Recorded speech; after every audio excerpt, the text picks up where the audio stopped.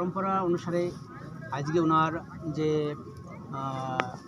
আজ পিতৃভোজটা রাখা হয়েছে, পিতৃভোজটা সেই হিসেবে আমরা সবাই এখানে আসছি। আর সেই উপলক্ষে ওনার মাতা রাধারানী রায় ওনার স্বর্গবাসের উপলক্ষে আমরা যখন এক জায়গায় হয়েছি, তা ওনারকে নিয়ে আমরা 2 মিনিটের শোক দিবস সভা করেছি। এই জন্য আমি ওনার তরফ থেকে সবাইকে অনেক অনেক ধন্যবাদ দিতে চাই। আর উনিও কিছু আমাদের সবার জন্য কিছু খাবারের ব্যবস্থা করেছেন, সে যেভাবে হোক, ডাল ভাত হোক, লবণ ভাত।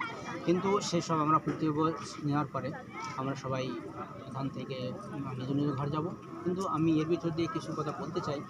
যিনি আমাদের দুলালবাবু যে কথাটা বললেন, ওনার কথা অর্থ এবং ওনার উদ্দেশ্য, এটা যদি আমরা একটু লক্ষ্য করি তাহলে হয়তো আজকে আমরা সমাজ যে সমস্ত বাঙালি ভাই আছি, খুব পীড়িতভাবে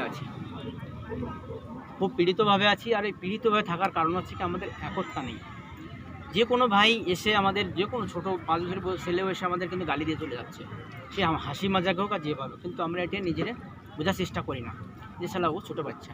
কিন্তু অ্যাকচুয়ালি ছোটো বাচ্চা নয়, ওকে কেউ শিখিয়ে দিয়েছে, ভাই ওকে তুমি গালি দাও। কারণ যদি ওকে কিছু বলা হয় তো 5 জন চলে আসবে, এসে আমাদের সঙ্গে ঝগড়া করে কেস কামারি করে 5-10-20 হাজার নিয়ে চিন্তা ভাবনা করবো। এটার মেন উদ্দেশ্য আমাদের একতা নেই এজন্য। কিন্তু এখানে যদি আমরা একতাভাবে থাকতে পারি, সেই উদ্দেশ্য নিয়ে আমরা একটা সংগঠন করেছি, ভারতীয় হিন্দু বাঙালি মহাসংগঠন। আর এই সংগঠনে একটাই উদ্দেশ্য, কোনো কারো কাছে কোনো চাঁদাবাজি কোনো কিছু নেই।